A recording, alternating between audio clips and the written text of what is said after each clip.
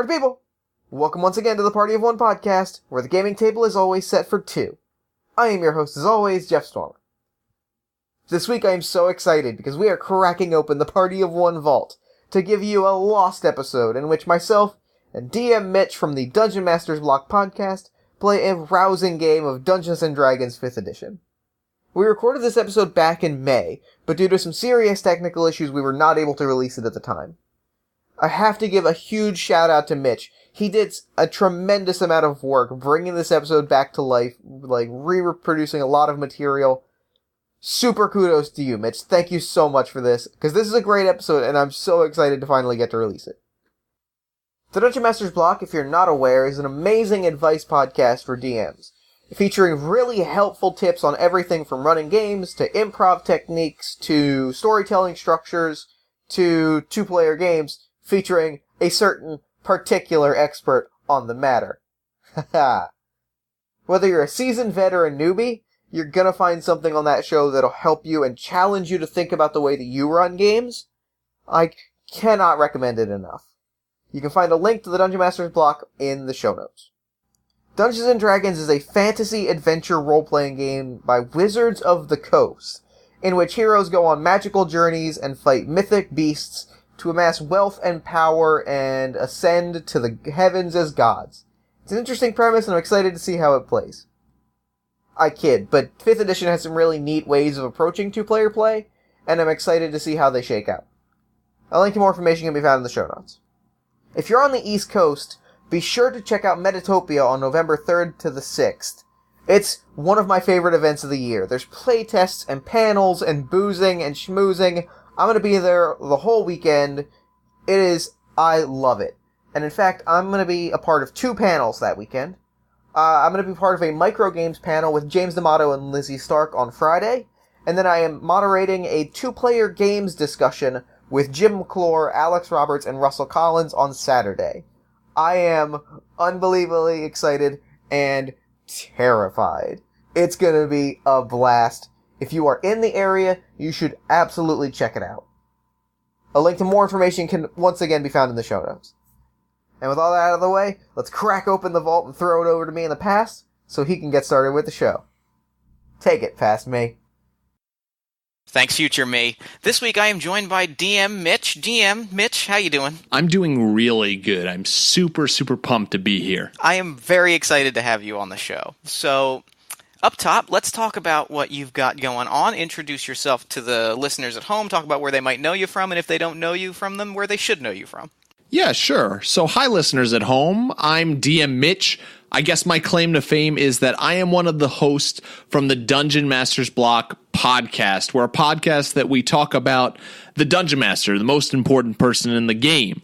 We talk about the art of DMing. We talk about world building. We talk about storytelling, how to tell a good story, everything that goes along with that. I host that podcast with my good friend DM Chris. We also have 2 other members of our team. We have DM Neil and DM Phil. They are awesome. They run the DM-nastic sides of things and sometimes are co-hosts on the show as well. So yeah, that's me. I love DMing and storytelling. Oh, it's exciting. I was on there a few weeks ago. We talked about single-player games. It was great. I loved it. Yeah, it was a really good time. Okay, so we are playing a little game this week called, hold on, let me look up in my notes, Dungeons and Dragons. So that's interesting. I'm excited about that. Yeah, when we were talking about what game I'd like to play on your show, I was like, well, I'm from the Dungeon Masters Block. I think it would be appropriate if we got to play a good game of Dungeons and Dragons. Have you played Dungeons and Dragons on your show before? I have not played it on the show, and in fact, I have actually never played 5th edition Dungeons and Dragons before, so this will be my first time, so I'm really excited. Nice. I think it's going to be an interesting first time, especially considering the character that you're playing, which now... Yeah, I've kind of thrown you into the fire here a little bit, haven't I, with the game? I can't put into words how excited I am to dive into this.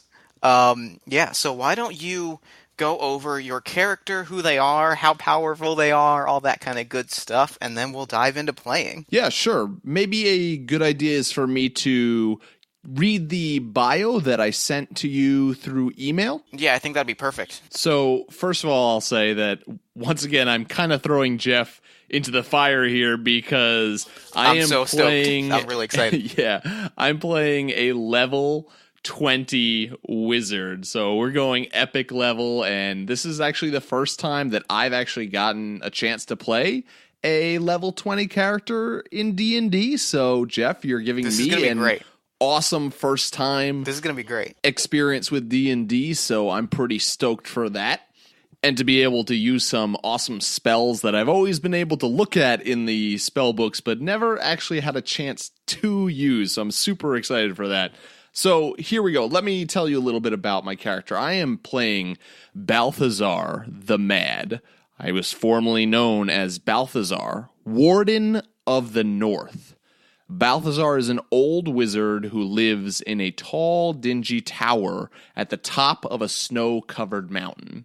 In his youth, he was a powerful wizard and the protector of the northern part of the realm. His greatest accomplishment was turning the tide of battle in a war against the dreaded Illithids, who were trying to invade the surface world and enslave the people of the north. Many wizards in Balthazar's order died in that battle. With the help of Balthazar, the Illithids were driven back, but Balthazar withstood many mental attacks from the squid heads during that battle, leaving him a broken man. And that was decades ago now. Balthazar left his old life behind and now lives alone. Most of the world has forgotten him, and to the few that still know of his existence, most of them think of him as little more than a crazy old man who lives in a tower. But perhaps, Jeff, I get what you're laying down. if the North is ever threatened again, someone will remember the true legend of Balthazar, and with no one else to turn to, look to the tower on the mountain again for aid. Yeah, that's fantastic. I'm so excited. Okay, so with that, let's start playing. Our story begins exactly like you said in a tower, in an old, like a rickety old tower deep in the north. Let me ask you, what I'm curious about is what Balthazar is doing on a normal, like an average day. Like, what does his day-to-day life look like nowadays? On a typical day for Balthazar, he might be using his powerful magic to scry different places, different kingdoms of the world, different events. He's still learning about what's going on in the world. You know, he's not getting a newspaper on his tower doorstep every day, but he's still seeing events happen in the outside world, although with his skewed mind, he is probably getting a very different idea than what the reality is of the situations. He spends time experimenting with new spells. He's also been crafting a strange wand, something that many have not seen a wand like this. It's very strange looking. And of course, he'll spend a lot of his time mumbling and muttering to his pet Uther, who appears to be a small, fat, brown rat. So on one of these days, as you're scrying, you're seeing the whole of the world unfold before you. You're zipping from place to place. You look out on the expanse of the realm, and you are greeted by not one, but two pairs of eyes open suddenly before you. These like deep reddish, blackish eyes, and it's a bit startling of a moment because you're in this sort of meditative stance. Holy hopping hippogriffs! And the eyes lock on you, and you hear a voice. You hear a voice coming from everywhere and nowhere, from the deep recesses of your mind, and it just lets out, "Balthazar! It is only us now, Balthazar. We are the last of them, and we have come to finish what we have started long ago. Lo, may the angel of death be upon you, Balthazar. May our final battle hopefully live up to those decades-old fairy tales that have filled your realm. Balthazar starts looking frantically around his empty and dingy tower. He hasn't heard anybody speaking directly to him in decades now, so this is very strange to him. I pull out from beneath my robes a spell book that has a cover on it with strange symbols, and the cover is actually made out of the skin of a beholder, and I say out loud, Philip, is that you? Have you finally returned to gloat? Or are you going to try to finally destroy me once and for all? Philip? Your eccentricities, Balthazar, are charming, but I trust that the cunning warrior that fought us back many ages ago is still in there somewhere. So why don't you make me a roll? I want to say it's an Arcana roll. oh yeah, sure, I'm good at that. Yeah, make me an Arcana roll to kind of understand what's happening here. Well, I'm starting this off horrible. I got a crit 1. Okay, so you are so startled by the fact that you're hearing a human voice that you can't actually process where the voice is coming from or whose it is, as they sort of gloat all, like it sort of floats all around you as gloating, and you hear beneath this bellowing voice talking about battles long past and how this will be your final showdown. You hear this other voice sort of cackling like, Yes, tell him that this is the final battle. So with this crit 1, Balthazar believes that this voice is actually coming from his pet Uther, who is this rat scurrying around on the ground. And amazed that Uther has finally learned to talk, I get down on the dirty ground and I'm just staring into Uther's eyes. that's perfect. I love it. Uther? Where did you learn to talk? The rat just like tilts its head and it kind of it doesn't even like run off. It just kind of like turns around and walks off a little bit and is just like. Meh. So at that moment, as Uther walks off and you're kind of like, don't turn your back on me. Come back.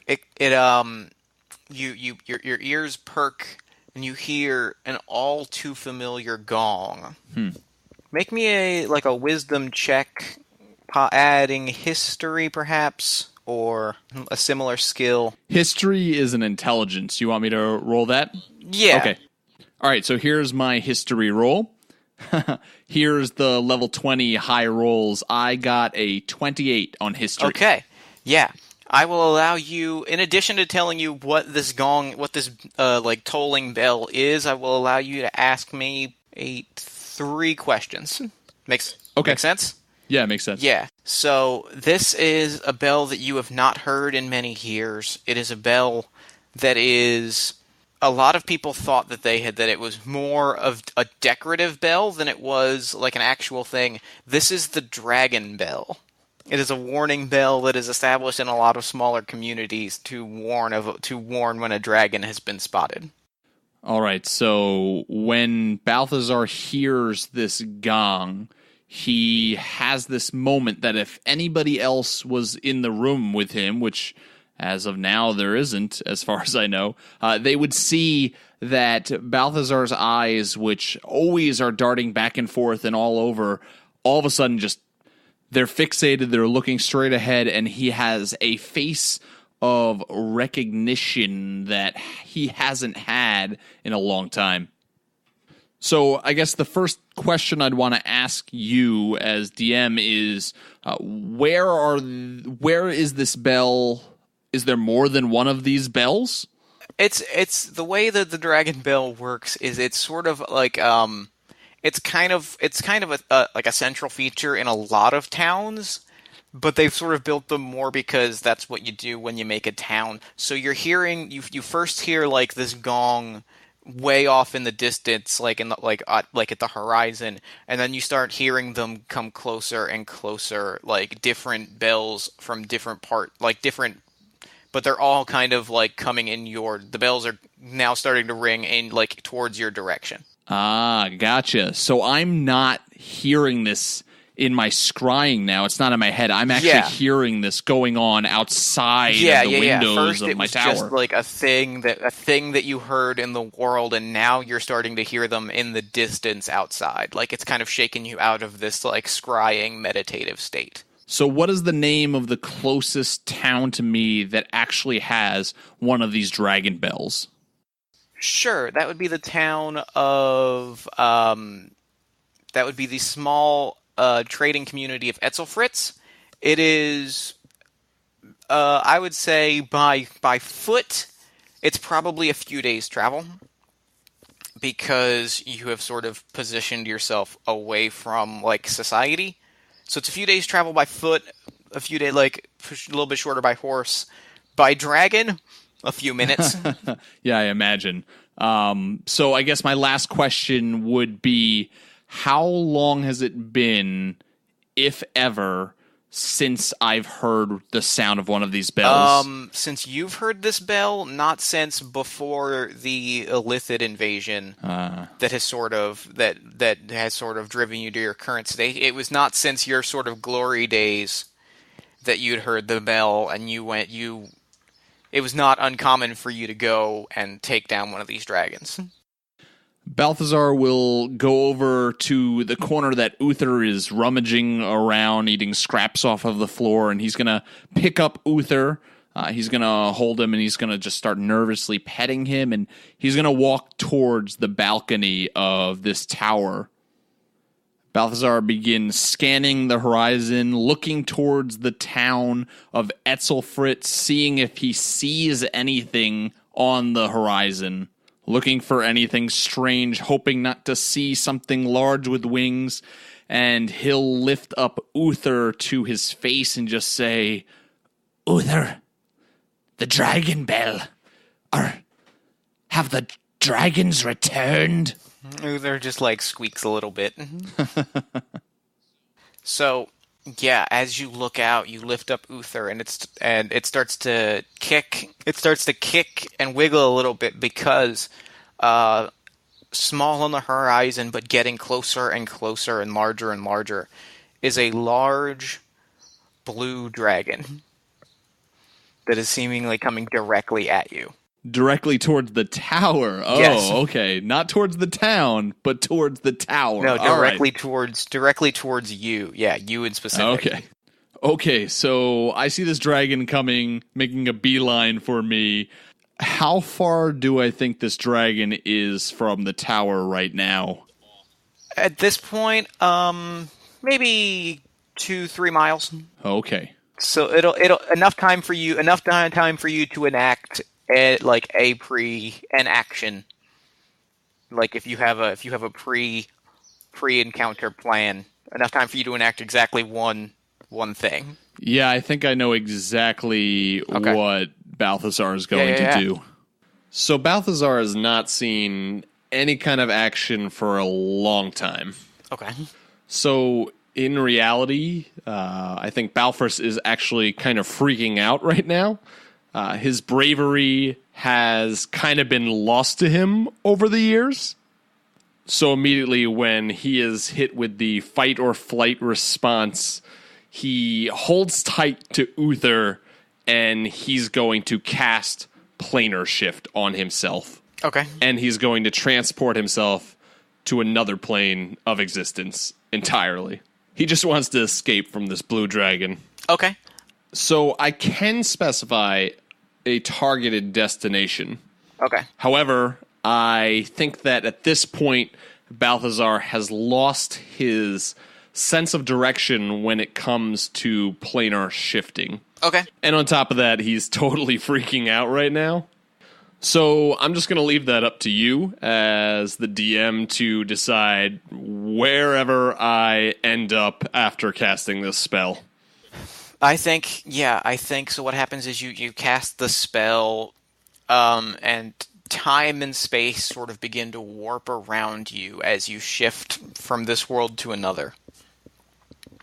And you watch, you find yourself removed from the scene. You watch the dragon, call his lightning breath down, and the tower is just decimated. It is gone.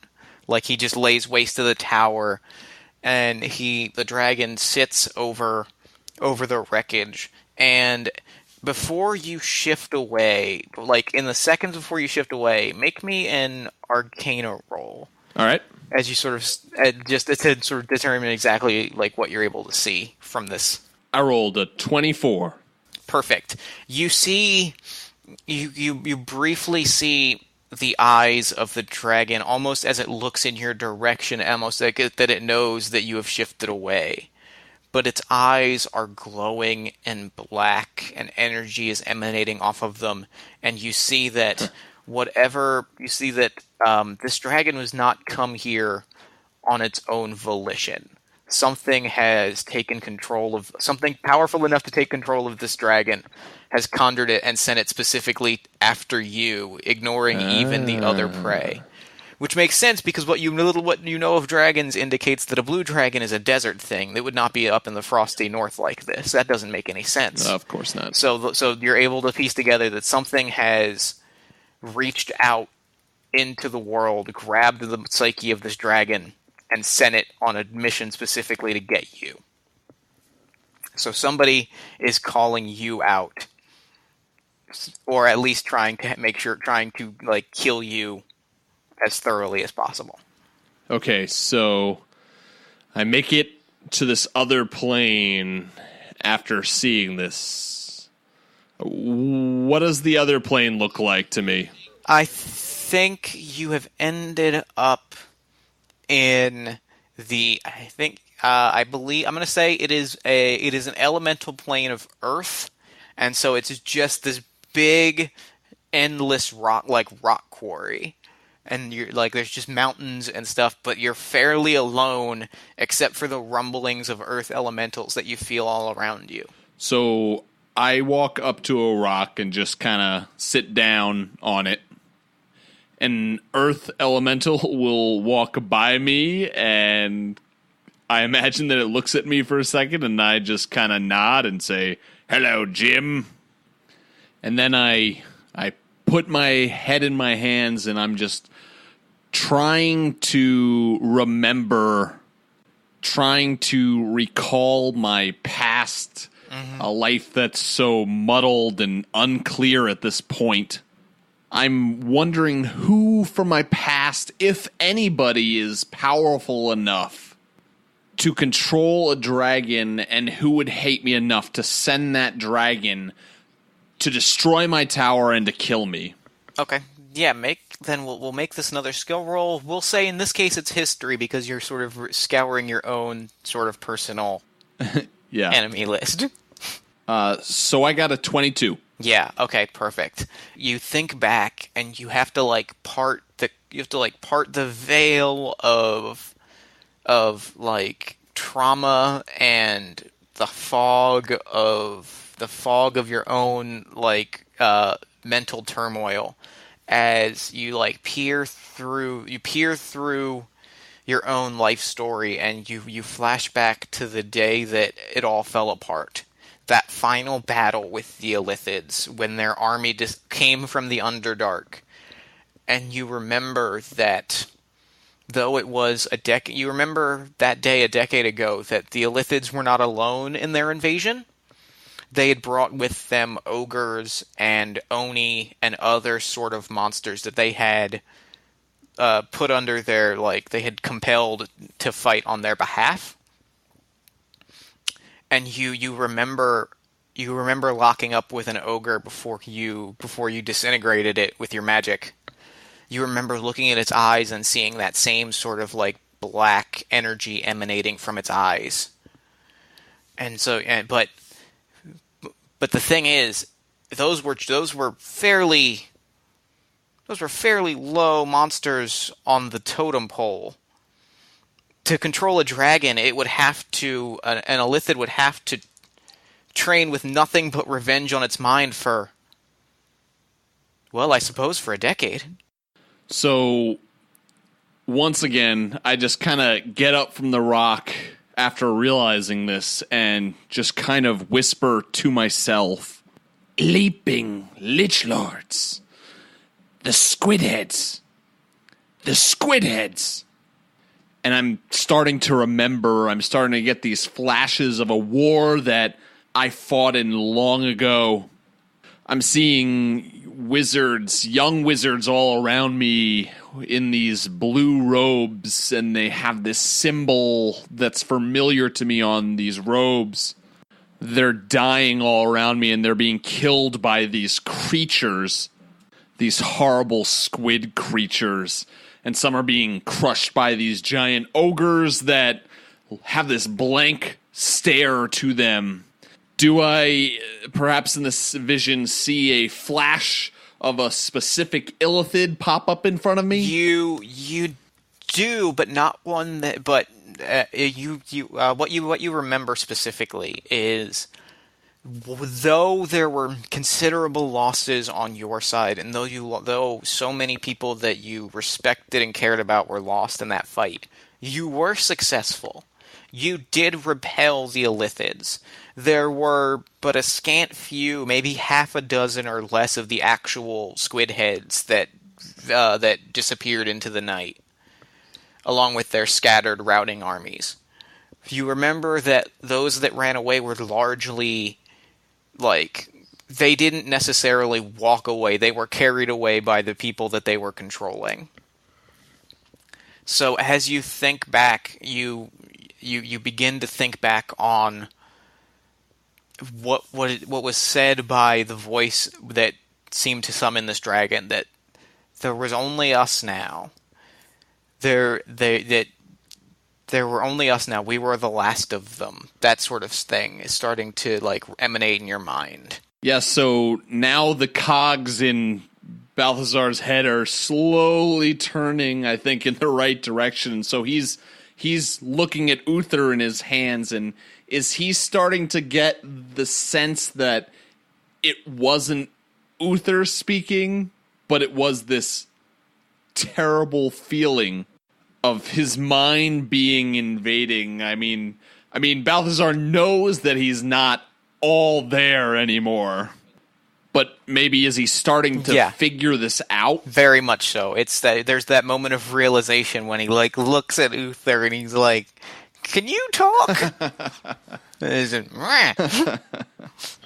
So with that, I think that at this point Balthazar has gotten up from the rock and he's just wildly pacing back and forth. He's got nothing on him right now except some strange trinkets hanging off of his robe, and of course he's got Uther in his hands. And he's kind of roughly and not thinking about it, petting Uther as he paces back and forth. I imagine that Uther's kind of scrambling, trying to get out of his grip. And I imagine that Balthazar is just mumbling to himself about a past war and wondering what he is supposed to do from here. And I think it's going to be about an hour that he's going to continue to do this. As you walk, one of the rocks that you're pacing on says, "Lower, lower." Oh, yeah, right there. Oh, that feels... Oh, yeah, perfect. I've had that kink in my back for a week. Oh, yeah, so not even thinking about it, Balthazar just paces in that same spot, just back and forth, back and forth. It's like, yes, oh, this is great. Yeah, even though I'm totally focused on something else, I'm unconsciously doing exactly what this rock is telling me to do. Yeah. So, after about an hour of this, I think that Balthazar is going to plane shift back to my home world. I want to appear... there's a cave in the mountains about 100 feet away from my tower. I'm not ready to jump back to my tower just yet. Sure. So I think I'm going to plane shift back into that cave. Okay. You plane shift back. Now that you have a destination in mind, and now that you're kind of starting to draw on the Balthazar that once was, you're able to plane shift back. There's no sort of distortion of time and space. You just literally you say the words and you're just there. So you are exactly in the cave where you want to be. You look back at the tower, and it is in rubble. Smoldering, like scorched earth rubble. Do I see a dragon anywhere to be found? No, the dragon is long gone. The dragon has departed, and you notice that, unlike normally when a dragon departs from or comes and goes, you do not see the same path of destruction that you would see when a dragon flies around. This dragon flew with a purpose. None of this makes sense. Or does it all make sense? I start to head back carefully to the rubble of my tower. Once I'm there, I start looking amongst the rubble for something.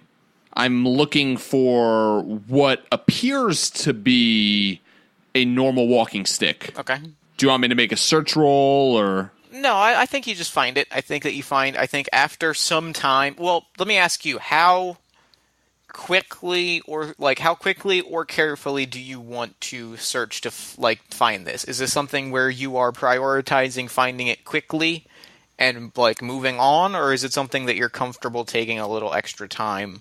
I think at this point I'm pretty worried, and so I have a bunch of weird trinkets that I had in my tower that I think at some point I might be concerned about getting those. Most things at this point have lost any sort of sentimental value that's based off of memory. I mean, at this point, Balthazar can't tell his real memories from his fake memories, what even was his past. Okay. But at least I would be definitely looking for that wand that I was working on and for that staff. And so I'll spend the time finding those two objects. And when I do find that staff, I'm going to reach into my cloak and pull out this stone with these strange markings on it. And I'm going to take the stone and I'm going to touch it to this staff. And the staff changes from this ordinary-looking walking stick to this orange metallic staff with this circular top that has this small flame just ever burning at the top of it. Mm-hmm. And as far as this wand that I'll eventually find, this wand is really strange looking. It's all these different colors with multiple baubles coming off of it. It's not a straight wand. It has multiple break-offs, kind of like a branch just breaking off in different directions. And once I have both of those, I will take my wand and I'll put it into my cloak. And I will take my staff in my right hand, and then I will take Uther, and I'm going to take Uther and put him on the ground. And I'm going to take that same stone that I touched with the staff, and I will touch Uther with this stone, and he will grow to a tremendous size, and his form will change until before me there is a tremendous brown bear. At that point, I'm going to jump on top of Uther.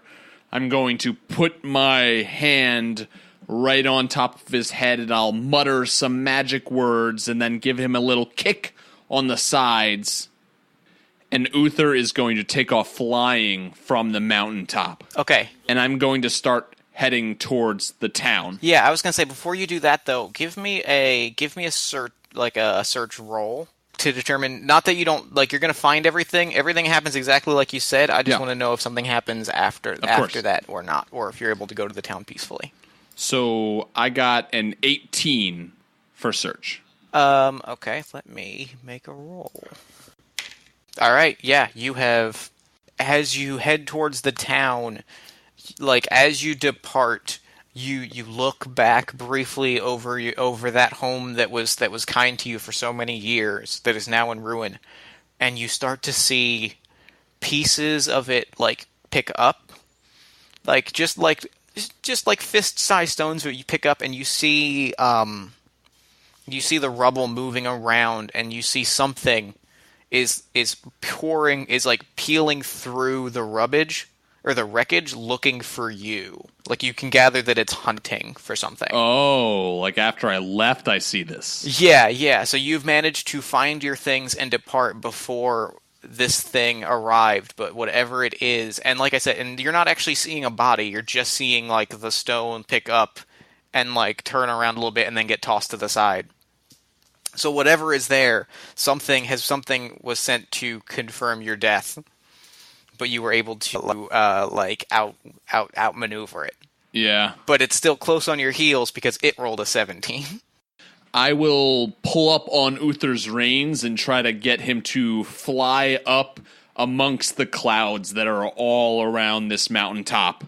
Hopefully I can hide from whatever it is that's scrambling through this rubble of my old tower. But yeah, once I'm up there, I still want to head in the direction of the town. I have plans to talk to some of the people that live there. Okay. You arrive in Etzelfrins, and it is a big deal because this is a dirt poor farming community. And then Flying Bear. This is like a dirt poor community. There's not much going on. So, like, the people of the town, when Balthazar, the Warden of the North, shows up in their town, it's a big deal. It's a big to-do. So, the Lord of this small community is, like, there to greet you upon arrival because the hubbub has been so massive. And alongside him is the court mage for this small town. Is the only person, like, of real... These are the two people sort of note in this small town. So does it seem like any of these people of this town recognize me for who I was in the past? Or is it more just the idea that, whoa, this guy came in flying on a bear?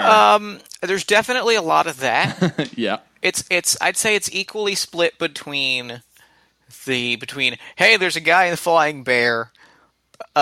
hey, that dragon flew away, so this guy on the flying bear probably, like, did whatever he did had to stop that dragon because we're not dead. Yeah. And then the third thing is they've probably heard, like, tall tales of the North and how he repelled an invasion a decade ago and no one's seen him since.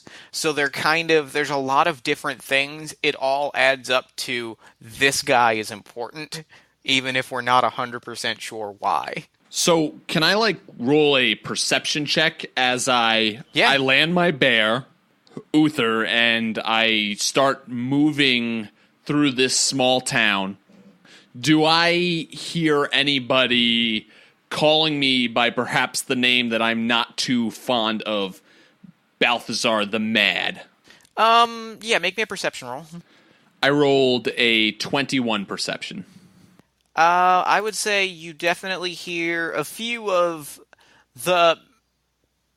I would say you don't hear... Like, you hear a few of them on the outskirts. Okay. Like, the people that are rushing up to you and, like, making a big thing and laughing and getting all excited are definitely not calling you that. But there's a few, like, cranky old men, like, in their windows, like, that's Balthazar the Mad, I'm not going to see him. That's what they call that guy. I want to lock eyes with the closest one of those guys to me, and I'm going to mutter a few magic words. And depending on a will save for this commoner, he will turn into, of course, a newt. Well, he rolled a 15.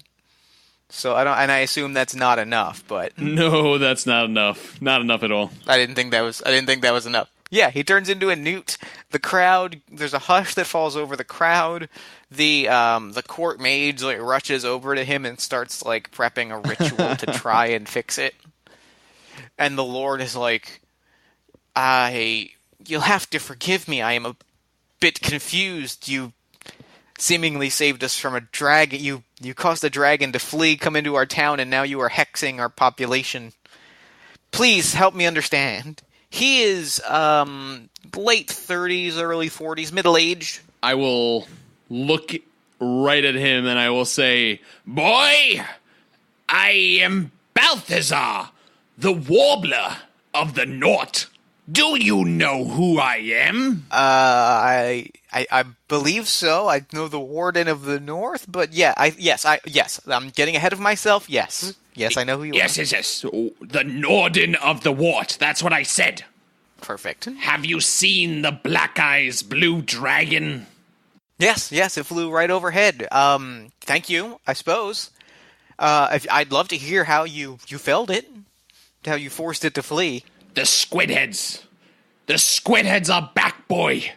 You must prepare to leave. The entire town must leave. Where's the, closest fortress or place that would actually have protection against this? That would be the city of Caldress, which is somewhere to, the southeast. So I address this young man and I just say, Boy, leave for Caldress with all of your people immediately. The Squidheads are returning.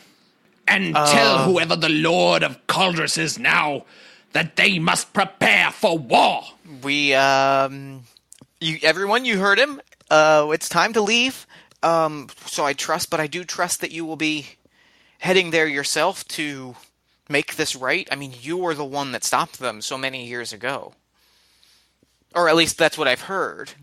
I just stare at him with this blank expression, and there's this sudden raising of my eyebrow, I haven't even thought of doing that until now, and I wasn't even expecting that question, and so I just say, Who? Me? Of course. Of course you are the Warden of the North. You are the last standing of the wizards that repelled this invasion. Frankly, I'm not sure that the entire army of Caldress could match what you can do. Surely there must be new, younger, ampler wizards than me in the Blue Order now?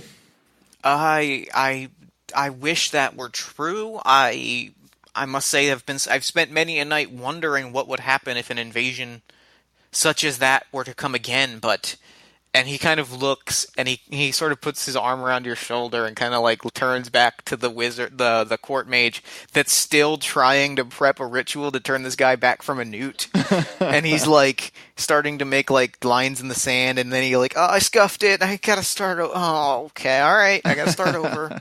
He's flipping back to the start of the book. And he's like, is this guy perhaps wearing a robe that is the color of and having a symbol of the order I used to be a part of? Oh, yeah, definitely. That is definitely what is happening. And he's like, there have been few people willing to join since they saw what happened to the Blue Order. Those that have are...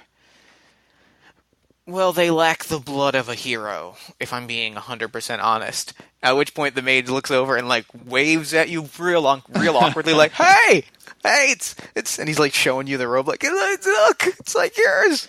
Bloated bugbears and balrogs. What has the order been up to? I've been gone for somewhere between 3 and 150 years. Something like that, yeah. And he's just still right back on there. He's drawing the lines in dirt with his toe, and he's like, I just kind of start shaking my head, and I turn and I get back on Uther, not saying another word to this guy. And I start to move out of this town. I don't know if he tries to stop me or anything, but I start to move out, and as I move out, I'm just yelling, Leave for Caldress immediately. Tell them to prepare their armies. The Squidheads might be on their way as we speak. We shall. But good luck. Good luck, Balthazar. Balthazar, Warden of the North, I think is what your name is. I'm a little confused. Good luck to you. As he's waving, and everyone's waving, and the mage is pushing people over to be all the way in the front as he waves as you depart. So where are you headed? I am going to head out of town and start heading in a direction, not exactly willingly, but more in a daze. I'm not flying on Uther, we're just walking right now. But we are heading in the direction of that terrible battle that I fought in and so many died in so many years ago, I know that there is this large crater in the ground from where all of these creatures came from. And I know that's exactly where they also retreated to. And so I'm heading in that direction. Once again, not flying. I'm kind of struggling with myself. Like, quite literally in his own mind, he is arguing with himself, like, why are you headed this way? You're not the same Balthazar that you were all those years ago. He's having this argument, this internal argument in his head. And yet, he's still kind of urging Uther in this direction. Yeah, okay. Yep. So, as you head in that direction, you, it's a long trip, so you have time to think about these things. You have time to sort of, like, ponder and time to, frankly worry a little bit about what's waiting for you. And when you arrive, you see, sure enough, you come upon the very monster, or the very thing that you suspect summoned the dragon out, that reached out to you throughout through the veil of the cosmos. That thing that has been challenged, that it laid down this challenge. But there is no army to be seen. There is no dragon. There is no army. There is no such thing. What is waiting for you is two of these squid heads, two of these illithids, these mind flayers. I stop immediately. I halt Uther. In my mind right now, I have this voice that's just telling me, turn around, go back, run, not this again. And I look across this field, and of course there's nothing there right now, but I start to see wizards all around, dead, lying on the ground, a mix of blue from the robes and blood red. I see one wizard with his head's just missing, one he's just torn into pieces. People that I can't remember their names, but their faces are all too familiar, and they're just calling out to me for help. And that powerful feeling is the thing that's keeping me here, keeping me in this spot, and not allowing me to run. And I start to think about all the past years that I've been locked away in my tower, basically doing nothing. And as scared as I am, I kind of muster up all the strength that I have inside of me, and as confidently as I can hope to say it. In this, I try for an arrogant voice, I say, meddling, simpleton squid heads. You have no concept of my power. Go. Flee back to the Underdark, where you came from. Balthazar, Balthazar, Balthazar, Balthazar. I know more than any of your power. The first one speaks. He is dressed in far more elaborate, ornate, like, robes with, like, metal plating on them, and he's wearing, like, bracelets and various chains, and, yeah, he's very decked out.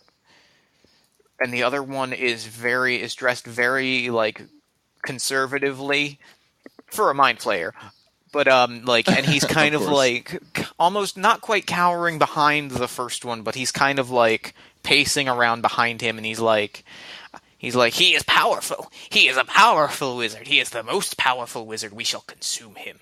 And the first one, like, raises his hand and tells the second one to shut up. And it's like, Balthazar, I know how powerful you are. I was there decades ago. I was there. We locked, my army locked up with yours, and we retreated And I've spent the last decades watching those last few of my brethren wither and die, promising that I would extract revenge on none other than you, and you in particular. So now I am here. I see that you survived both the Stalker and the Dragon. And for that I thank you, because it means that now I will get to devour your brain myself. Or perhaps turn you into an intellect devourer of great power. So thank you for this. I raise my staff over my head and I just say, Terrible squid-headed creature that I know nothing about thy name! Do not pretend that you understand anything about feelings, such as love for others, such as loss. You know nothing of this. You only care about power and yourself. I bid you now flee before I am forced to destroy you, to pop you like a snot bubble. He looks at you and he says, True, there is certain power and prestige that comes with being the last great of the Mind Flayer Arcanists, and perhaps I may have severed a few throats to further along my ascension to that status, sure. But this moment between us is nothing but genuine. I shall not flee. My associate shall not flee, and you shall know Kalik Zaru as the Mind Flayer that even toppled Balthazar the Mad. so as he is giving this classic villain monologue. Oh, you should see my hands right now. They are dancing. Because Balthazar is still kind of freaking out, he has been muttering under his breath, casting mage armor on himself. All right. Along with pretty much any other spells that he thinks is going to help protect him or give him an edge in battle. He's casting dark vision on himself, just in case. Just in case, you never know. Even though Uther has it, he's casting fly on himself as well. He's basically casting a bunch of boosting spells, and the last one that he's preparing to cast, he knows as soon as he casts, the gig is up. He's about to cast Fire Shield on himself. All right. And basically what that's going to do is make him look like a Super Saiyan. Yeah, sure. So all of these things are happening. So what I'm going to say is happening is as Kalik Zaru is giving this really beautiful theatrical monologue, his associate, the little one cowering in the back, is cowering and stops dead in its tracks and is watching you and starts jabbing it at his shoulder. He's casting spells. He is casting spells right now. And he's just getting brushed off, but he's that's what he's, oh my god. Yeah, they may understand their mental blast, their psionics, but not many of them are wizards, so they don't exactly understand the intricacies of a spell, and so I totally get it. Well, what's funny is that they mentioned being a Mind Flayer Arcanist. So this guy is a wizard by trade. It's just that he's so into monologuing that he's just Of course. He's prepped these lines. He is as cocky as Balthazar is trying to sound right now, and so yeah. I'm assuming he's just blinded to everything going on. So what happens is, what I'm going to say is, as you cast Fire Shield is the moment when he's casting spell, and the other guy is in the middle of a line, and he's and you shall rue the dead. That guy's casting spells. All right, we should do this. So that's when I'm going to roll initiative. Perfect. And I don't think I'm going to go first. You might. Let's see what their initiative is. What did you roll for your... I rolled a 7. Okay, so you will not be going first, but you will... what's your dexterity? A modifier of 4. So you will be going after both the Mind Flayer and his associate. The Arcanist looks at you and is he's casting spells, and he prepares a spell himself, and he is going to cast... He puts his hand forward And he's like, I can cast spells as well, wizard. And he puts his hand forward and shoots a lightning bolt at you. Hold up, lightning bolt. First his attack roll. He rolls a 16 plus 7. Oh yeah, that'll hit. All right. So actually, lightning bolt, you don't actually need to roll to hit for that. Oh, okay. Is that a saving throw? Or So basically, you're going to shoot a lightning bolt a line 100 feet out. It's going to go right for me, and I can roll a dex save, and if I make it, I take half of the damage for that. Gotcha. Yeah, okay. So why don't you make your saving throw? Yeah, I'm definitely not going to make it. It doesn't matter what his is. 6 is way too low. Yes, his is a 15. All right, hit me with that damage. He does not roll well, so that's nice. That is nice. So that's 3, 4, 5, 10, 15, 23 damage. 23 damage. Got it. Takes 23 damage as you are just blasted with lightning. Ah!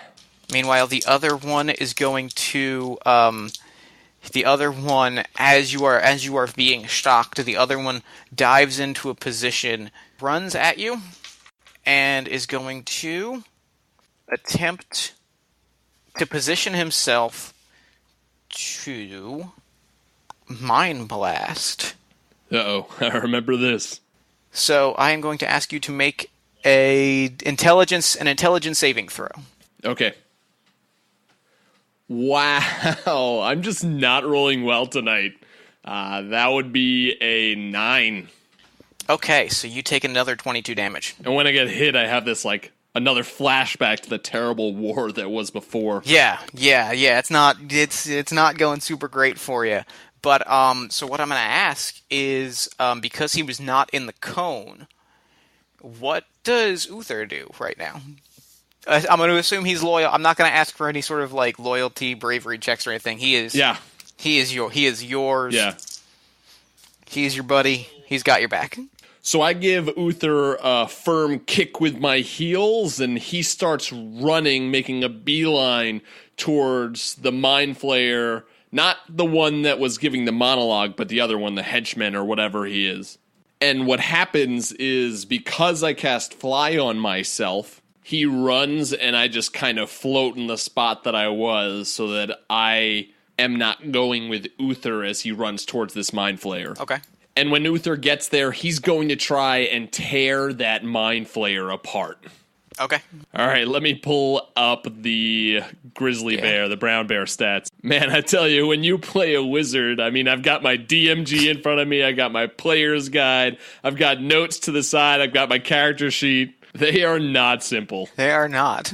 So Uther is going to make 2 attacks, one with his bite and then one with his claw. Okay. So for the bite, he rolled a nat 20, and he rolled just an 11 for his claw attack. So, got a nat 20 and an 11. So the first one crits. So that's going to do double damage. So roll your damage on that. For the 11, the 11 is not enough, but the first one does double damage. Okay, so Uther bites down hard, and he does 19 points of piercing damage. He is probably just going to shoot another lightning bolt, but this time at the bear. Whoa, before you kill Uther, Jeff, isn't it my turn? Oh yeah, it is. I completely forgot that Balthazar goes. Yeah. Good, because I'm about to unleash hell on these creatures. So I'm going to, as I, Mitch, wonder when that dragon's going to come back into play, but Balthazar's not thinking about that, so Balthazar is going to use his one and only 9th level spell. So Balthazar starts chanting, and he casts Meteor Storm. All right. And luckily, this spell allows me to sculpt this spell around friendlies, and so I am going to sculpt it around Uther so that Uther doesn't take any damage, at least not from me. Okay. And I can do that to myself as well so that I'm not hurt by this, and so as meteors rain down from the sky, me and Uther are going to be in a protective bubble. And I think I need to actually pull out my app for this because I surprisingly don't think I have enough dice for this. Okay. Is there a saving throw, or are they just done? Yes, there is. It is a dex saving throw for each of them. and they have to make a 19 to save. And if they do, they take half damage. Huh, one of them does. Yes. Nice. Big win. So the Arcanist, as this is happening, like, throws up a wall of force around himself, and he's like, "Nyah!" Wait, so which one is the Arcanist again? The Arcanist is the one that was monologuing. He's the real ornately dressed one. He's the one that's in charge, that was alive in the battle decades earlier. His minion is just a Mind Flayer. Just a Mind Flayer. All right, let me make sure that I have the number of dice right. I'm using Great Dice D&D app for this because there's so many. I'm so excited to hear how much damage this is. Okay, so the meteors come down, and I know one of the guys is saving, but so it's doing 20d6 damage bludgeoning, which comes out to 83 points of damage. And if that's not enough, he's doing 20d6 fire damage to them as well, which comes out to 73. Okay, so half of all of that. So that's, what did you say, six how much? 83 numbers, and 83. 73 fire. So that's 156 damage. Yeah, okay. Yeah, all right. So he puts up... And half of that would be 78. So he puts up this wall of force around himself, and he's like, I can cast spells as well, and he puts his force, and he's just, it's over. Like, he's just wiped off the map. He's just gone. Wait, both of them? Both of them? Well, the other guy, like, didn't he? The other guy was already mauled by a bear. He's just gone. Like, he was eviscerated, and then eviscerated. Like, it's just ash and boot. Yes, ash and boot. There's just nothing left of these. As Uther and Balthazar are just standing there, looking around, and you're like, oh, well, that was fun. Well, what do you know about that? I still got it! So This has got to be the greatest game of bingo that the world has ever seen! So at that moment, before you, like, the shadow comes, and the dragon lands in front of you, I knew it. And it's like, I could probably take you. But you just conjured a meteor shower. And that's... And I have more, plenty more where that came from. I say completely bluffing. So, I think that the dragon is looking at you, and he's like, tell me why we shouldn't do this. So I'm going to address the dragon in his native tongue in Draconic. Sure. And that causes him to reel back just a little bit, but then he kind of nods. And game recognized game. And so I'll say, dragon?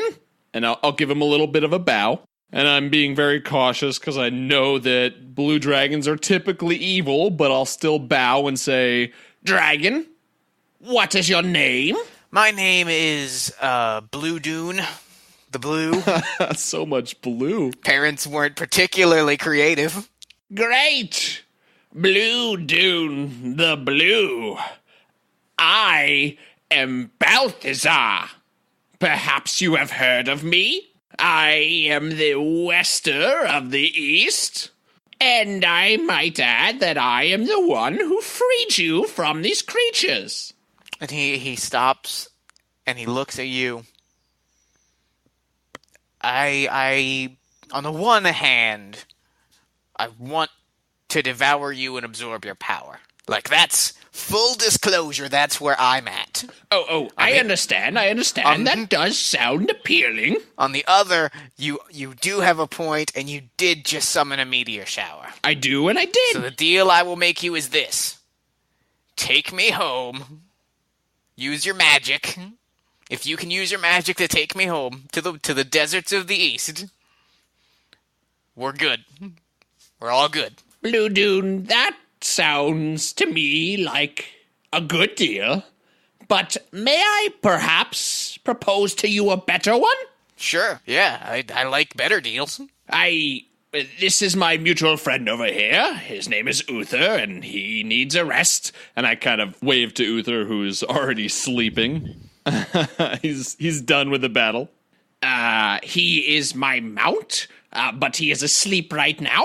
You say that you wish to eat some delicious, powerful creatures? In general. Well, you see this big gaping hole right here that leads underground? Yes. Well, I propose that I take a spot respectfully on top of your back. Respectfully. That's the key word. Yes. RESPCT. Find out what it means to me. I will. And if you shall allow me to ride with you, we shall ride into that hole. And we shall find some delicious calamari to devour. Perhaps I shall try some as well. And then we will fly back to your home. And from there, we shall talk about the great battles that we have been in the past. And we shall become bestest friends and do karate together. I love doing karate. I'm in. I love doing karate. And he leans down and you hop on his back and you go off to unleash a wave of carnage on the Underdark. Yes, perfect. And that's game. That's Dungeons and Dragons. Oh, so perfect. Greatest ending to a D&D game ever. Thank you so much, Jeff. That was awesome. That was super fun. I loved it. That was great. Man, I as a level 20 wizard, I'd heard that epic level campaigns were all about who got to go first would win the battle. I didn't get to go first, but man, that one spell, level 9 spells are crazy. Well, it's one of those things where I was like, he made the save. He might make it. He said, and then you said the first amount of damage, and I was like, he made it. He's going to actually have a second round. No, he's not. No. Okay. Nope. He's gone now. I think it actually would have been quite the battle afterwards without another level 9 spell if that blue dragon had turned on me. But I like that ending way better. It's you and the dragon. Yeah, can I hear what was that dragon's name again? Blue Dune the Blue. Blue Dune the Blue. From the wizard. Or from the desert. Oh, that was great. Mitch, thank you so much for coming on Party of One. Thank you so much for having me. That was great. So why don't we run through where people can find your work online? Yeah, perfect. So if you want to follow me personally, you can follow me on Twitter at DM_Mitch. I am part of the Block Party Podcast Network. I am a host on the Dungeon Masters Block podcast where we talk about dungeon mastering, world building, storytelling. That's pretty much what we focus on. Jeff has been on there. You should go check out his episode for sure. Yes. I'm also on the GM Showcase, which we showcase a new GM every single month. It's an actual play podcast. Jeff will be on there, so keep your ears out for that. And I also run a podcast called Geek Wars Podcast. That isn't out yet, but just keep your eyes and your ears open for that, for the release date of that.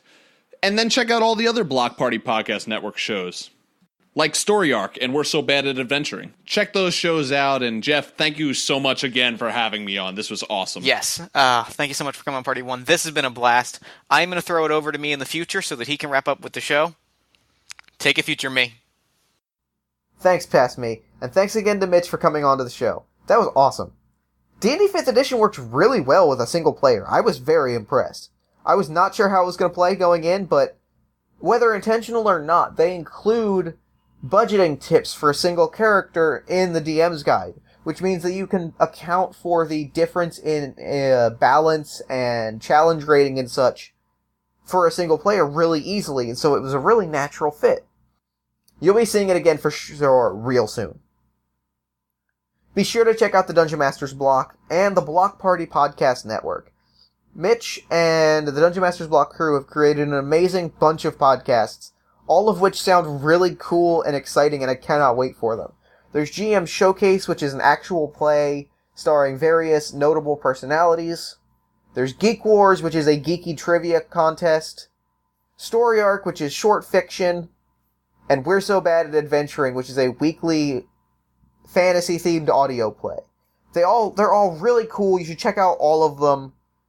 You can find links to more information about them in the show notes. You should also follow DM Mitch on Twitter at DM_Mitch. Follow the Dungeon Masters Block at DMs_Block on Twitter. And then follow the show on Twitter at Party of One Pod, like it on Facebook at facebook.com/partyofonepodcast, and if you really enjoyed the show, consider telling a friend. iTunes reviews, social media shoutouts, and word-of-mouth recommendations are a tremendous help in helping the show grow and us to do bigger, better, and cooler things. Party of One is produced by Jeff Stormer and Jen Frank. This episode edited by DM Mitch. Thanks, Mitch. Music for the show comes from the song Infinite Lives by Mega Ran, featuring the D&D Sluggers.